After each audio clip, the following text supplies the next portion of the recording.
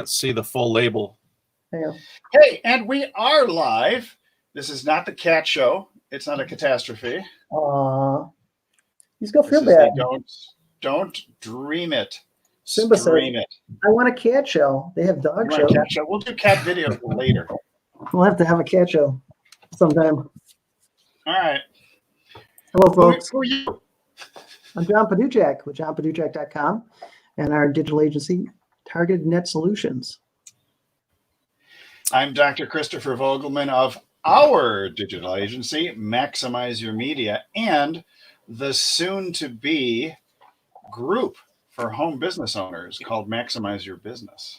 Cool. That's coming very soon to a theater near you. He's dropping news on us. Dropping. And I'm Troy McDonald of the group Live Event Marketers on Facebook. But of course, as you can see, this URL I have here will take you directly to that group as well. It's where you get to promote your live event or live stream that is based upon business and or marketing. Cool. I've been kind of lax. Dr. V's looking like it's based on business and marketing as opposed to business or marketing. And or.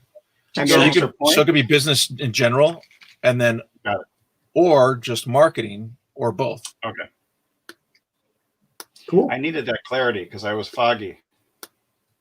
You need to have your special drink for the day or something. Or you can always bust open your Coca-Cola Tic Tacs.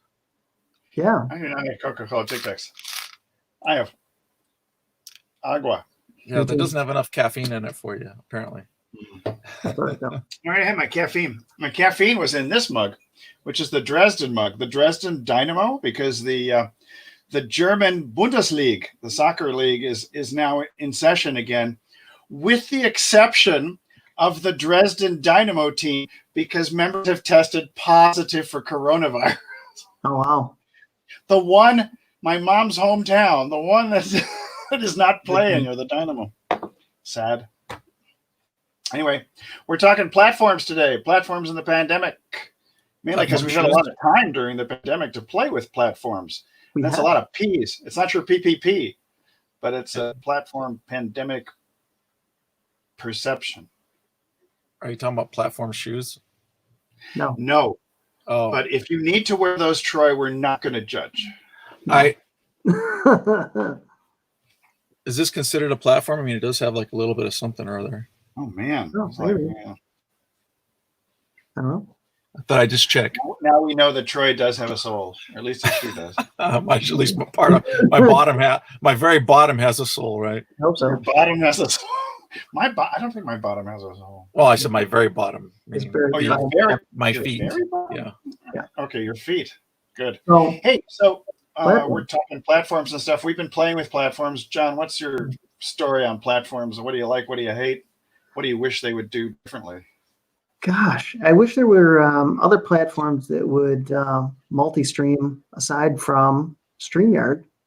So far, StreamYard has been our favorite, but mostly that's because of the multi-streaming aspect of it. And we played around with all of them. We played around with Zoom. We played around with BeLive. I like being able to at least go two places, Facebook and YouTube. If I could go two places with BeLive, I think I would like it a lot better. My grandfather used to say you can't be in two places at the same time, but I guess he was wrong. Well, he was correct in his time. In his time. In his time, right? In our time, not so much. Yeah. Well, the thing is, I think with BeLive, from what I understand, at least from seeing different conversations with them as well, they can do right now one or the other, Facebook or YouTube, and then on their, I think it's their higher end package, they are looking to where you can do your own RTMP stream. So basically that means that you could take your signal and send it to wherever you want. But I also have heard them talking about having both. But again, I think that would come again later as an option. It's interesting though, because they have been around longer than StreamYard, and either they are a very small team or they're just really wary about making certain commitments, meaning like when you have a software version committing it to being in production for people to use it. So I don't know. It's kind of interesting though, Yeah, because they've just been one of the longer ones. The other platform I really like that you can stream out of and do a webinar in is Crowdcast, because they've got multi-streams and they have the ability to have the whole webinar. Have you used it much? Have you used Crowdcast much? I used to use it quite a bit. But then I didn't really need the extra webinar piece, and it's not like I was live broadcasting my webinars. Although I think more people are going to want to do that as time goes on. Yeah, because I have some friends, Jason and Caroline Zook, were using Podcast a lot for their monthly big hour-and-a-half coaching shows, and there was a lot of trouble with stability and with images and pixelating and freezing and things like that. This was months ago, so they switched to Zoom. Interesting. Actually, for their when I was using it, there weren't any major problems like that, but we saw Zoom have problems when people really started taxing infrastructure. And I mean, we were supposed to have a church service on Sunday that blew up because I don't know why, but I just don't think it was able to broadcast. I think they were doing some major overhauls over the weekend. I do know that Restream has their studio that they've built in that people have been using that with success and without success. So it's kind of been a mixed bag. But that allows you to, again, use just like StreamYard or BeLive, allows you to use their platform. And then, of course, again, in theory, because I've seen people have good experiences and bad experiences with them, with its multi-streaming or simulcasting. So there is that. And I think that it's just brand new with you bringing in people to your event, just like you can with BeLive and StreamYard. So that's another one on the horizon. I find it kind of interesting because for all intents and purposes, all these services should not have a problem with pixelation, etc., because it's just a matter of giving it server resources, which is again, however, it probably stems from them wanting to make as much money as possible. However, if you don't have any customers, you're making $0. Well, but I think the other side of it is I think you had people who, you were doing okay with the group that you had, and then a lot of them quadrupled overnight. And so we're watching all this stuff happening with Zoom, who just blew up. And I'm thinking probably the same thing happened with Crowdcast and StreamYard and a lot of the others, that they also blew up overnight. And they were kind of surprised by that. Yeah, I can understand that in the beginning. However, I think where we're at this point now, you know what I mean? Like your whole team, in essence, for the most part, shouldn't have been on features unless it was a serious bug. Everybody should have been on the expansion because for, again, excuse me, programming friends, for all intents and purposes, there should be a system that, again, expands and collapses, in essence, automatically on what they need to handle the load. Is this collapsing and then expanding? Yes, that would be a great example of it. Just checking.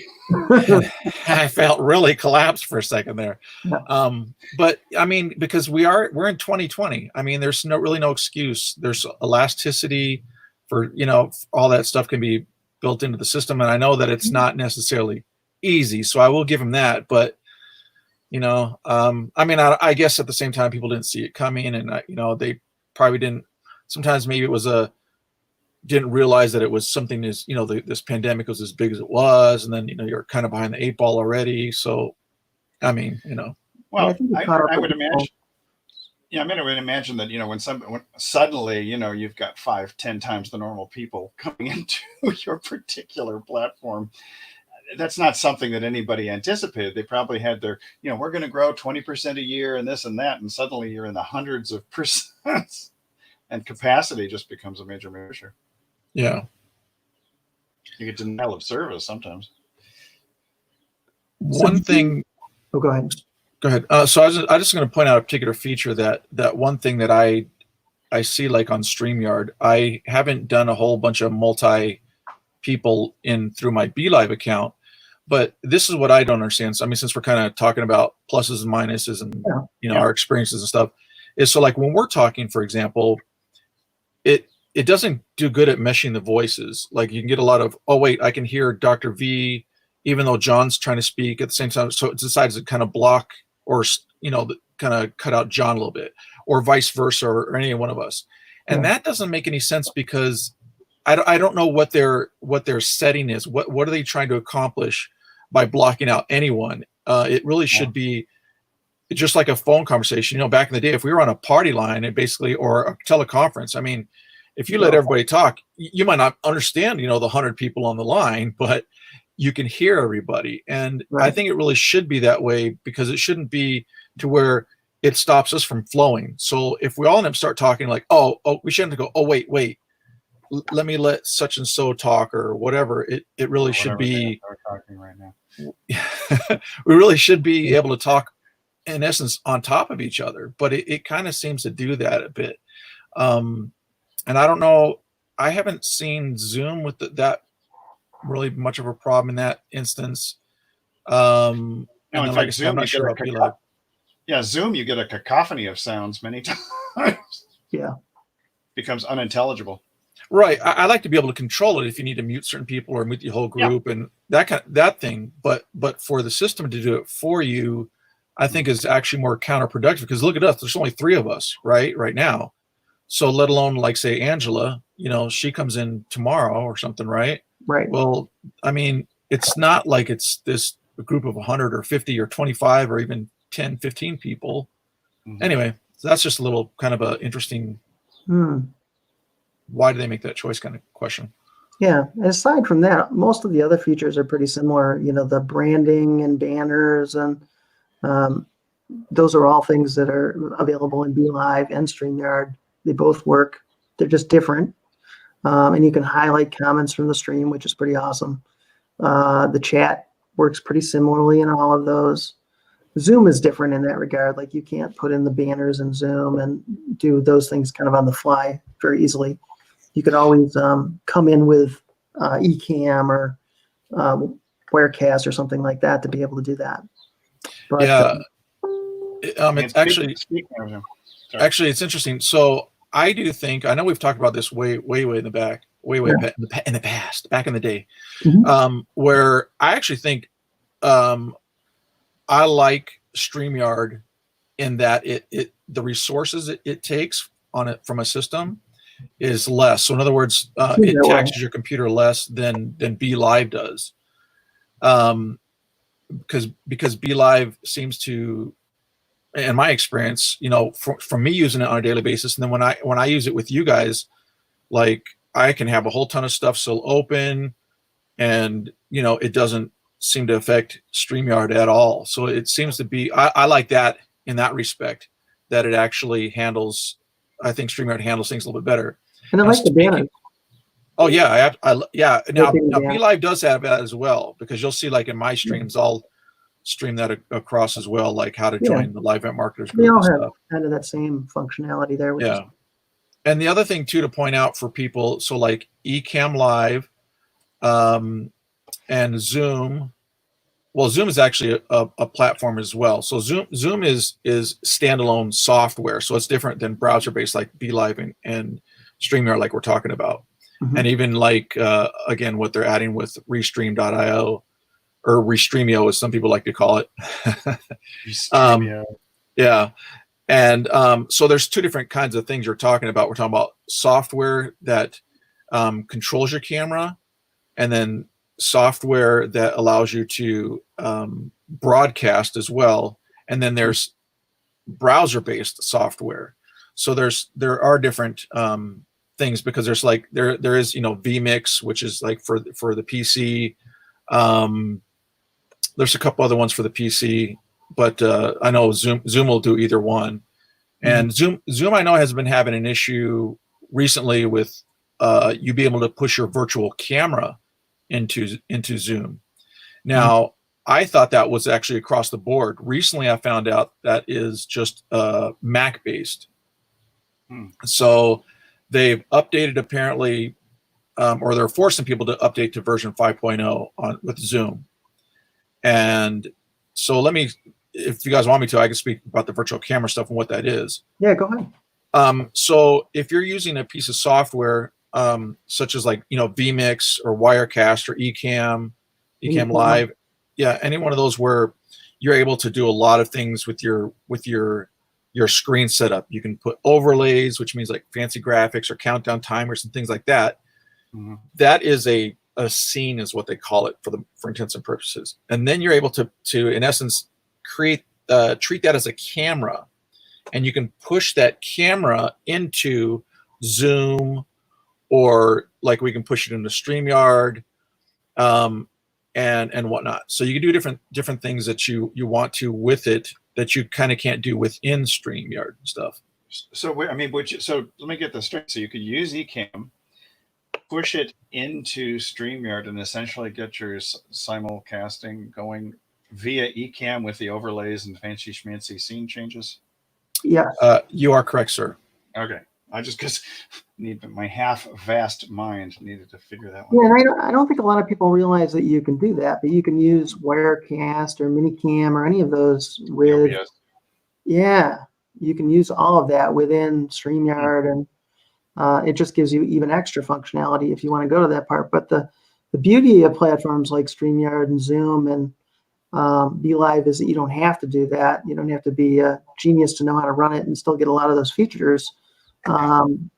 Yeah, it just makes it really, really easy for the average person. Yeah, I think really the biggest thing that people should remember, it is about the content, and you don't have to be fancy.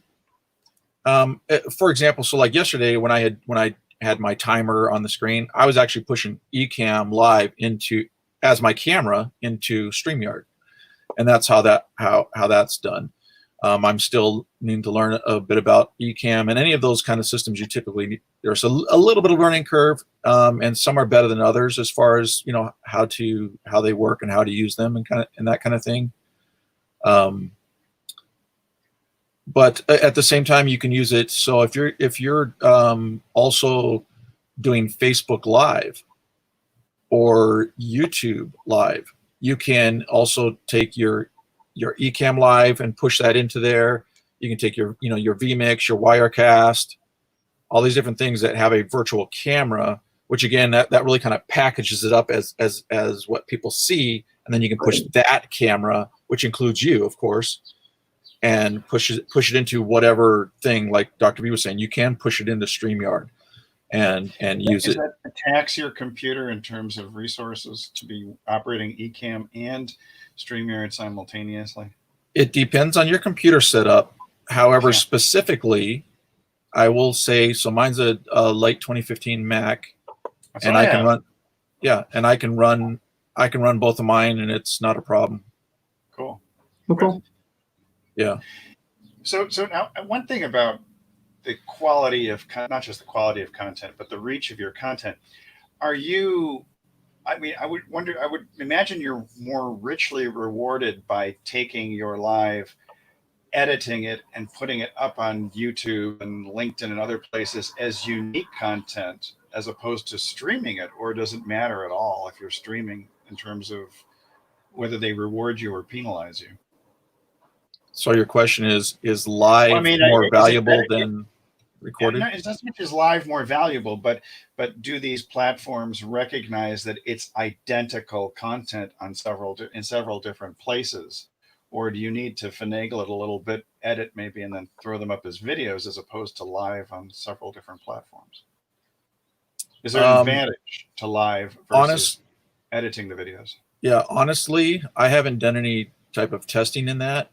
And my thinking would be in general that they are not going to use at this point in time the resources to do that kind of checking. Because it's another cost for them that I don't think at this point in time. Again, there are a lot of creators right now, but I don't think it's reached a threshold where they're going to want to either move you up or down on their ranking according to what they see you doing on other platforms. At this point in time, especially since Google was looking at about was the range of 11-15% of content that was on Twitter. They're monitoring the streams, and if they saw identical, if your Periscope is identical to your YouTube Live, whether that would be a penalty. So, yeah, Google's a different scenario though, as far as okay. yeah. Okay. Yeah. Interesting. I don't think that really matters between other video platforms and Okay. syndicating it. I'm just curious because I'd love to see us eventually test out LinkedIn Live. Now, what is it called again? The Facebook, the native one is Live Producer. That's the one, Live Producer. Have you had any experience with Live Producer, John? Because I have had some. I have had a little, but not much. Not enough to really make any comments on it. Yeah. I've really been spending the bulk of my time with StreamYard and BeLive, Zoom for the most part. I was just trying to figure out if Live Producer gets you maybe more reach or so if Facebook looks at it and says, I'm "Oh, hey." thinking Live Producer would get you more reach just because it's Facebook's native platform. I've heard it does. I've heard it does. Yeah. But also at the same time, from what again, my limited playing with it and stuff, I don't know what their algorithm is, but I haven't really seen it be like this night and day kind of difference. Right. So, and that could just be because it's me. Is it based upon, per account, or do they have a generic formula for everyone's, account?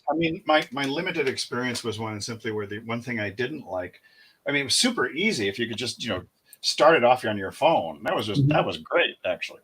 So in that respect, it's wonderful. But the fact that I couldn't switch back and forth from my face to sharing the screen, even on a laptop, that was a bummer.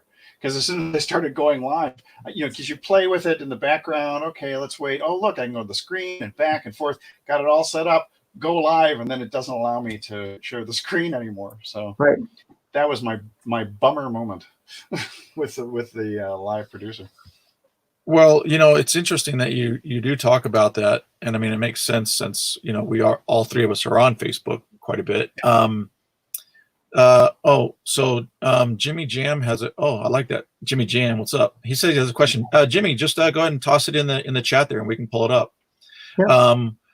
But okay, so Facebook really seems to be, I don't know, I guess I could use the term doubling down, and getting into video a little bit more with so I see that they will add more to the platform in the sense of, bringing other people in, sharing your screen, although it is browser based. So a lot of the browser based ones do tend to work the same. And, again, browsers, make changes and updates on how they can function and stuff. So I don't know. I do see them updating that their producer, tool. So I see that happening. Again, already as you see them already rolling out, the groups videos and all that kind of stuff. So that capability. So it's interesting in YouTube because I've yet to go YouTube live on YouTube straight from YouTube, but it's interesting to see how certain functions that used to be scattered are now being condensed within the YouTube studio. Like the audio, for example, was not a separate place. Now it's located and it's resident within that particular YouTube live studio area. Yeah, I still had to try music though.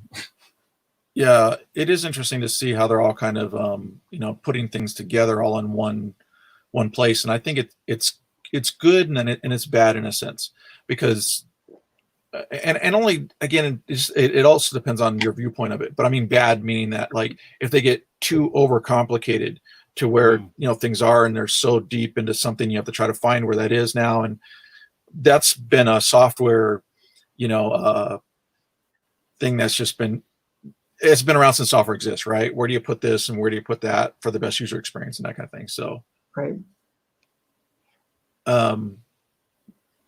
looks like Jimmy Jam might need to be kiboshed. He thinks he's being funny. He's got so while you guys handle that, since you have the axis. John's better at it than I am. Yeah. I'm really good at that.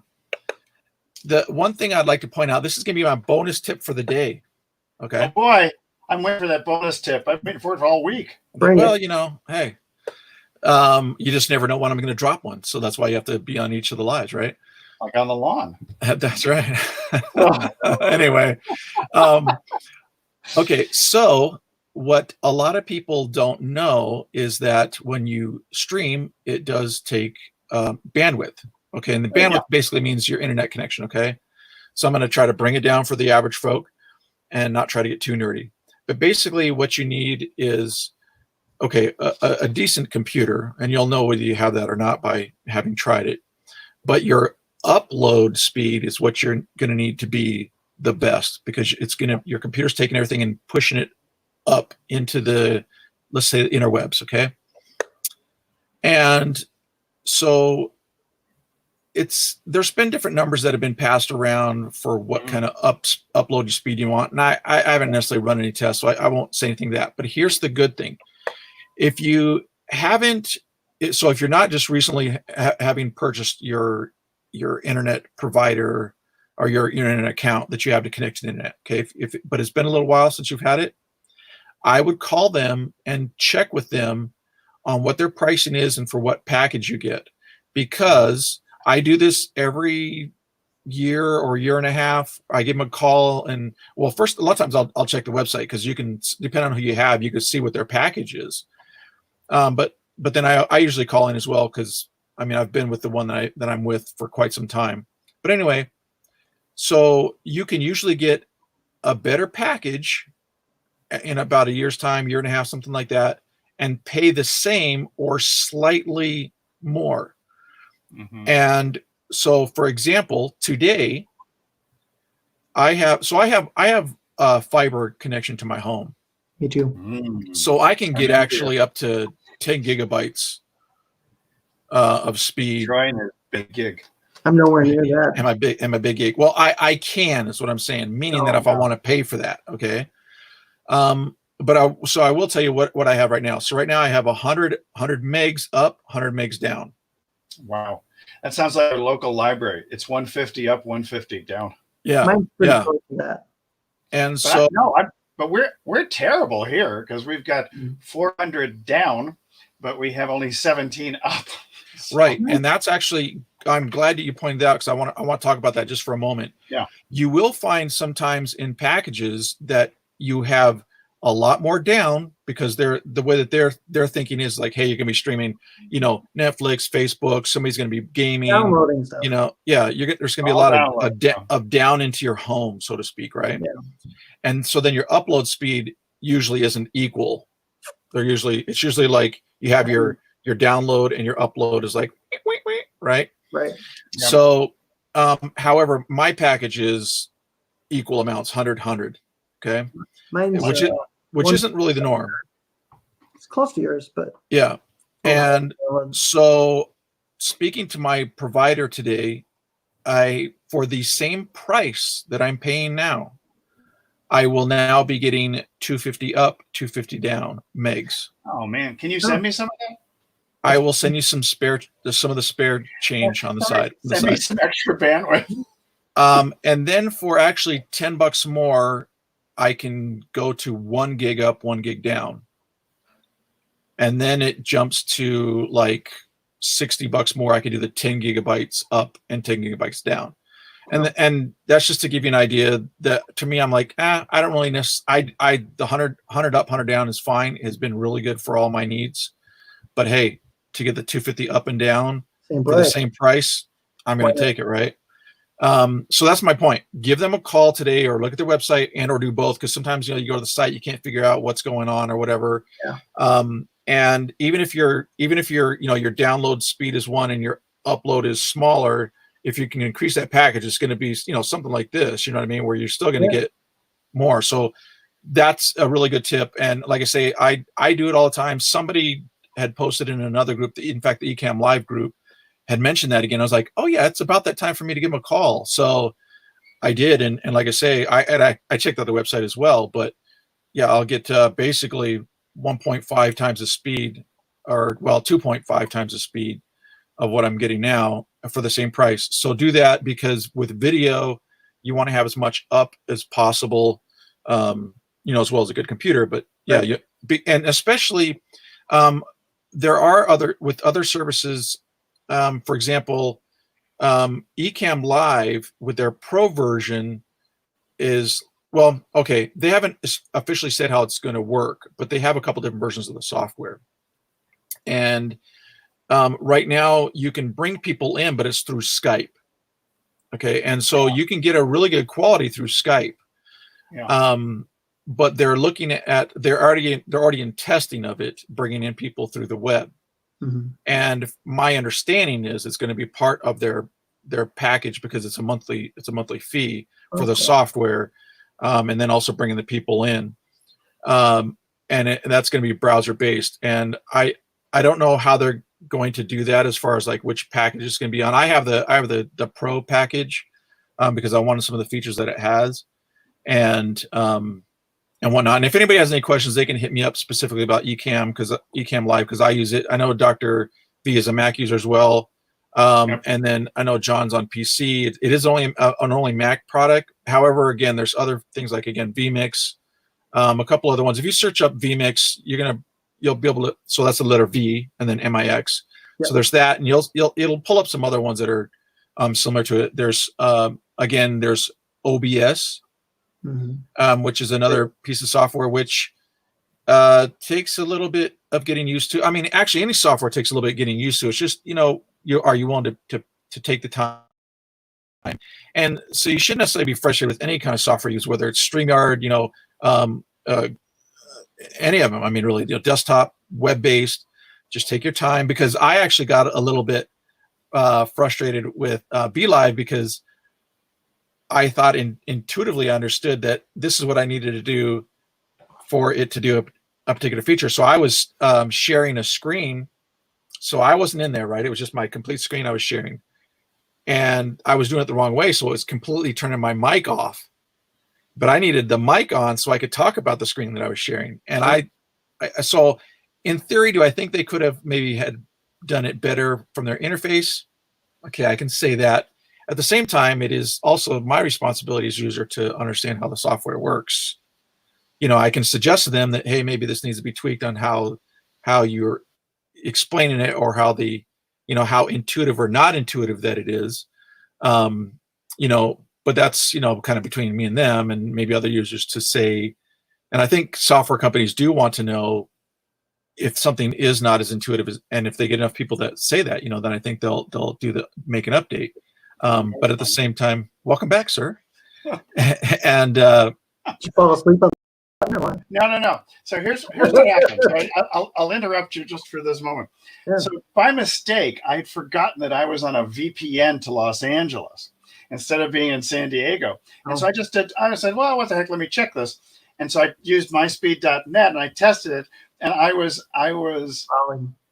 20 down. And 9.8 up. And I was like, what the heck is going on? Because it was some tiny communications company in LA.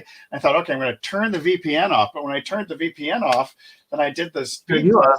I went off. And so, but I can tell you that the speed increased significantly getting off the damn VPN. So it does. Yeah. VPNs are made for surfing, not for. I was previously protected for my comfort. Actually, that does bring up a good point on checking your speed. So if you'd like to check your internet speed, use a browser and go to speedtest.net, and that's a good tool to use. It'll show you what you're getting up and what you're getting down, more or less. But be careful about the server, because a lot of times, being 20 minutes from the border, it winds up connecting us to a server in Tijuana, and it's not as fast. It gives you a misread. So. Yeah, I find that to be the exception to the rule, but it can happen. Yeah, it can happen. It allows you to change if you want to change the server, but yeah, for me it typically picks one that makes sense and stuff. So yeah, but that's kind of good to just know. If you want to get a real accurate number, kind of have everybody else off the internet, even your phone, pretty much. But I mean, it'll still give you a good ballpark of what you're getting, because some people will go like, I just have internet. I really don't know what I have, or I have internet.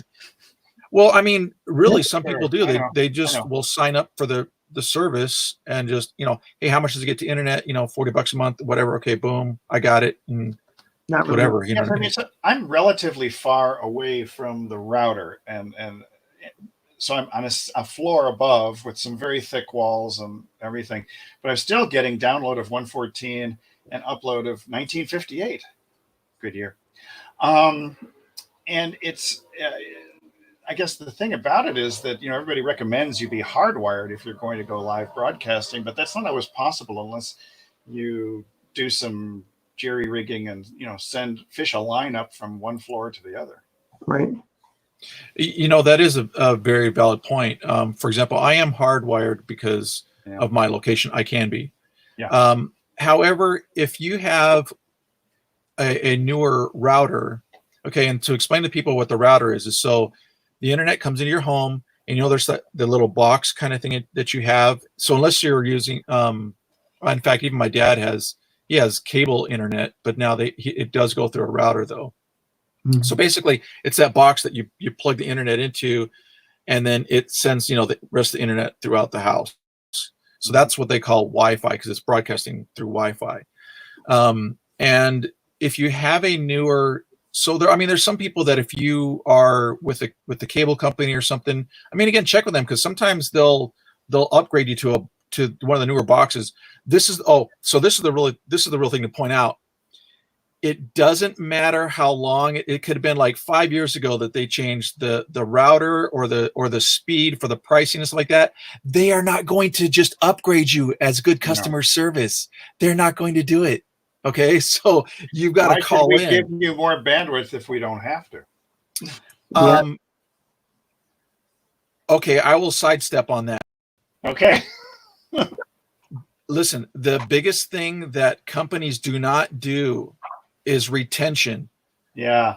Let me tell you, I would rather you need to upgrade your people and keep them longer than to have somebody just pick them off easily because they think, look, I'm going to get a faster speed at this price. Boom, I'm going to go with it. Hey, I got that. I totally get that, because of my bricks and mortar practice in DC. Is 30 years ago, it cost me $350 per patient to get a new patient. I know.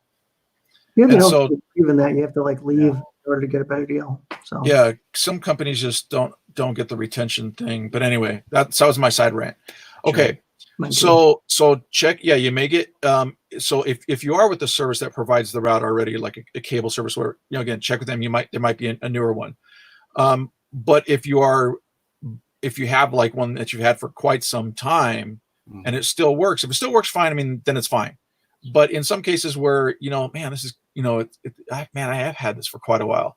The newer ones do have a different functionality to them in a sense where they will send multiple signals out. So like if you have an older one, you might have one signal that's just going out and it's trying to connect to everything.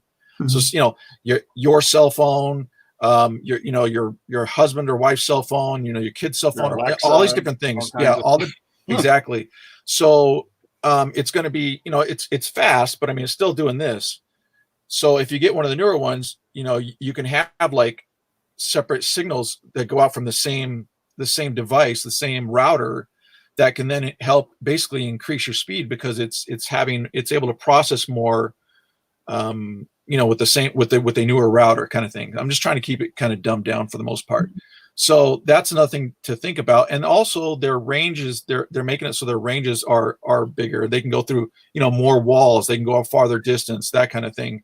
So that's another thing to consider. So if you, by chance, have an older router and you're not able to, because I know a lot of people do use Wi-Fi and you're not able to, I can't get like the same price, or it's too big of a jump I want to pay to get the, the higher internet speed. And so you've got an older router. That's something you may want to look into. And again, if nothing else, I go to get something. If you live like near a Best Buy or something, Best Buy where you can get the the return policy kind of thing, to give it a try, because if it does improve, then it makes sense to keep it. If not, just bring it back, kind of thing, or even Amazon. But we're on our 5th router in 5 years. What's happening to your routers? We had problems with it. We had a really old house, a 1933 house, and no matter what we did, we had trouble getting. Sometimes it was the router, sometimes it was the thickness of the walls for the Wi-Fi. We tried stringing 50-foot cable from one place to another to get a hardwire. But this is actually this house that we are finally in is much better than previously. In fact, I can go outside and broadcast from the patio and get a really great signal because I'm on the same level as the router. But there was a firmware issue, a software issue, and when they finally switched out the most recent router over the last 18 months, it fixed almost everything. That's good. Yeah. In fact, they do have some newer router systems that are a router, and then they have what they call, in essence, repeater towers. That's what I want. I want that. I was saying, if I'm here in the background, right, it might be those fighter jets scrambling. That's what I hear. That's what I heard. Yes. In fact, while he was talking, I was envisioning them because I could hear them. Yeah, I was looking up because that's where the airfield is there, and occasionally they'll take off there. Usually they come landing across the beach into the airfield. But yeah, it gets loud around here many times. That was actually one of the quieter. That was one of the quieter things, and it was only because I didn't put my earbuds in today. So right. Yeah. Sorry. Also the mic is on over here. It's close. It's closer to the window. The big Heil. Okay. Heil. The big Heil. Heil. Yeah. So what these new setups that you can get. Yeah. What they do is you have your base router. So in other words, your main router, and then you place these different other little modules throughout the house, and it will take a signal and it'll increase it and then send it out, and so that way you can cover larger homes and things like that. So, Dr. V, if you want to talk about any of these offline, I can help you later. Well. Let's chat about that because that's something that's really interesting. We bought one of these $20 ones, didn't do a thing. So yeah, there are. You have to be careful because there are ones that exist, but they really do jack diddly. So you have to. I mean, a little bit of research, which I've done just because I'm like a nerd like that and stuff. But you're like a nerd. Yes, not an actual, just like one. So Anyway, so these are things that do. I know they're kind of like offshoots, but they do affect again your video because of the the internet speed and things like that. And so if you guys want to jump in, anything as far as problems you've come across, whether it's its own user error or whatever, what are some things that pitfalls and things that people ought to plenty of user error on my part, not either not being able to hit the button or hitting the wrong button, and in particular playing with Instagram Live has been one of the that's been interesting. It's one of the greatest learning curves I've seen amongst any of these platforms. And I think it has to do with the fact that you see it with Facebook, the studio one or producer in there. They put the start button and end button in different places. So you can Instagram Live, you can start at the bottom, but you have to end it towards the side. I can't even remember which side it is. Yeah. And then you have to be sure that you that you have everything set up in advance, because otherwise you won't be able to download your video from the Instagram Live and repurpose it. So today, for the very first time, my wife, I helped her with her Instagram Live for fresas con crema, which is strawberries with this wonderful sweet cream. It's a very nice Mexican dessert. Strawberries and cream, yep. Yeah, babe, that was something else. I still feel good from that. And oh wait, that's wait. Oh, I know exactly what that is. It's not a turnip. It's I know what it is, but now I can't even think of it. I shouldn't even say anything. I diagnosed it for him yesterday. My uncle was a botanist. I didn't know what it was either. Oh wait, that's jicama? Yeah. Jicama. I thought it's jicama. Jicama. Jicama. Jicama. I've seen some other shape ones. That's why it threw me off. Well, these are so he gets misfits, which is these shapes of some of these things bear no resemblance whatsoever to the reality of the world. Because they're freak vegetables. Jicama's great with a little bit of lime. with a little bit of lime and Oh some, yeah, and and a some, little tahini on yeah, there. tahini. Oh, Tahini. so good. Tahini's like, it's just a little kind of a, It's a Mexican chili mixture. yeah, a little chili, yeah, thing on there. And in fact, if you go over it, when I've been over to Mexico, usually you get some fresh with, and they wouldn't use tahini necessarily, but just some chili powder on it, basically. Yeah, and the same thing Yeah. with fruit. They'll sprinkle Yeah. chili powder on fruit and serve it Yeah. to you like a fruit cup. It's a real good salad recipe. Grapefruit, mango, and It's actually, jicama. yeah, jicama's actually, I actually like it. I mean, I it's like pretty it good. too. It's got that texture. It's got a good texture. It's not an overpowering flavor, but yet it's not completely like, well, there's no flavor. You know, I mean, there's it has its own flavor, but it's not overpowering. And The texture reminds conversation. Yeah, the texture reminds me. This is a totally different conversation.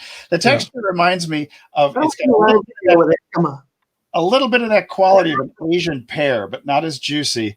It reminds me almost of the texture of sugar cane also, because you can get a lot of juice out of it, but sugar cane is very firm and somewhat fibrous. But jicama is easier to chew than sugar cane is, that's for sure. Yeah. Anyway, so we digress. But a good digression. But that was jicama. But a good digression. That's so right. Anyway, That's so jicama. the thing about Instagram Live is, you've got, and it's getting better now, but you have to preset all these things if you want to save it or download it, because the downloading ability, because Instagram Live just disappears in 24 hours, just like Instagram Stories, is that you have to set it up in advance so that it will allow you to download it to your camera roll, because it's all based on your camera. There's not Troy and I were talking about the possibility of other types of broadcast methods, which might be violating terms of service, but it's meant to be mobile. And because of that, it's very short-lived. So you have to, the button that you push for the cat over there, that's a cat. So if you did your Instagram Live with a kitty and you wanted to save it, you have to go to the side and hit download. And it also gives you the ability above the download button on the side, really tiny, to save it to your stories. And then there's the third option, which we saw today. I saw for the first time, put it on Instagram TV. And so Maggie's Instagram TV, for the first time ever, has one video on it, because it was about a 15-minute live. And if you can get your live onto IGTV, which is a separate app, that has very great longevity in terms of your content. So I learned a lot today on the fly.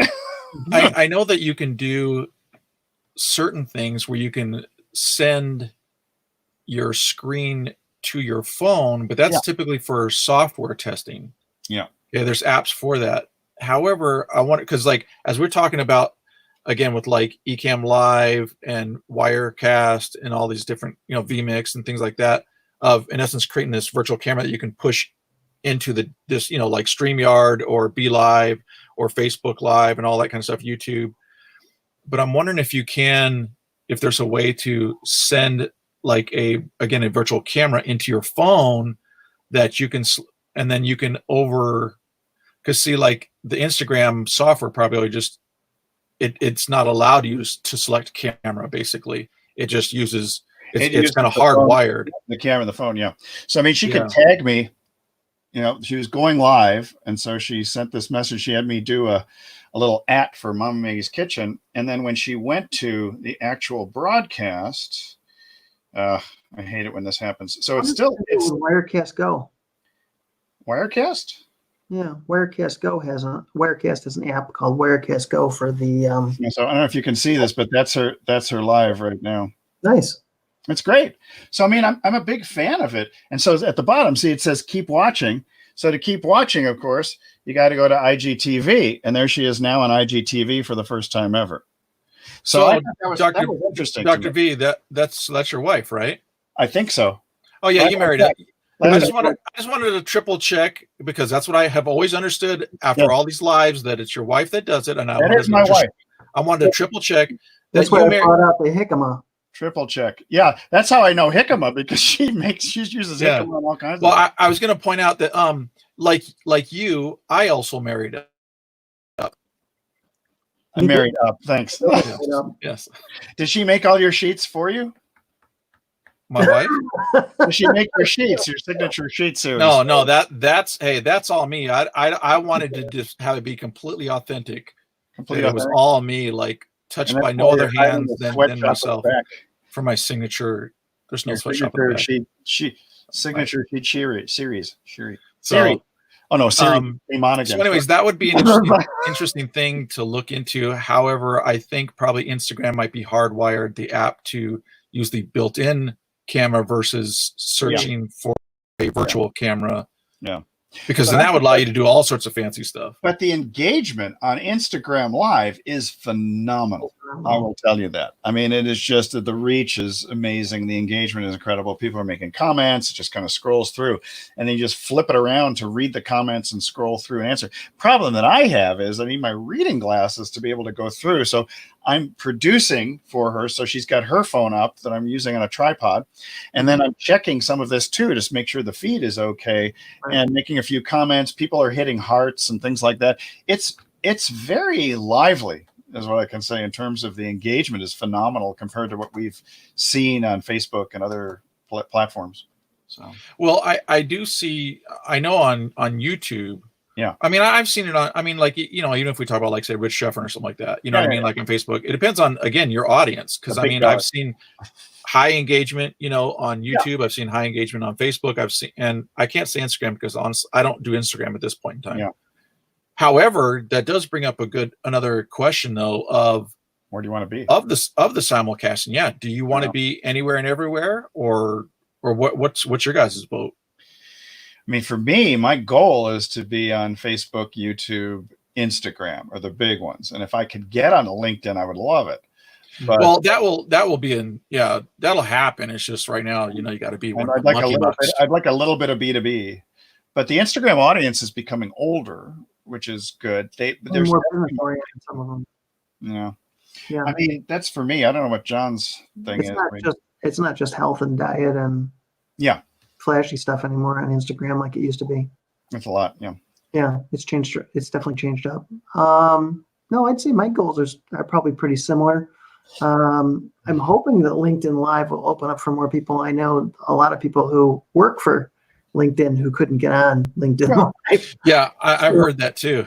Yeah, so that's a little scary. I'm not totally sure what their criteria is, but if it's making I looked at their application form, and I mean, it's interesting if you have people that are on their own, you know, they work for them or whatever, and they couldn't get approved. You know, you're kind of curious of what they. Well, but they may not. Those people who are working for them may not be doing that much broadcasting. So right. Well, that is the thing they do. You know, they want to know about, you know, who you're already reaching, and that kind of thing. Right. So and they actually want you to give a link to an example of something that you've done. So they want to see like what content you're putting out and everything like that. So I get it, you know, but at the same time, it makes you kind of wonder, like, what is it going to evolve into? Because if you make it into everybody that has a LinkedIn account at some point can do lives, I mean, how are you going to really regulate that? You know what I mean? If you're trying to do it now, what is the purpose of that? I mean, I'm not saying that they should just let everybody in all automatically, but what are they looking to see? Unless they're looking to see how their system handle things and their notification stuff with a lot of people, you know, okay, this person has a lot of followers on LinkedIn and they do quality stuff. Okay, cool. That's, you know, we don't want to just get a gamer on it, because I think they are trying to go towards a little bit at the moment. We're going to be the new Twitch. Hope not. Well, again, Twitch is evolving, like we've talked about. It strictly was gamers, but now I've seen two cooking shows on Twitch now. Yeah, it's true. Another one that, man, I know has been around like forever, but I haven't watched it in forever. But Justin.tv. I wonder what they're up to. I used to watch a guy on there that used to do prank phone calls, and they were some of the hilarious things, I'm telling you, man. But interestingly enough, Justin.tv is not even like pulling up, but I'm like, maybe just in case. I don't know. Oh, snap! You know what? Snap. Snap. You're just so okay, huh? So it looks there when you do that. So Wikipedia says that okay, blah blah blah, whatever, and then it has Blah blah blah. It has a thing that talks about Twitch. So did they buy them? Yeah.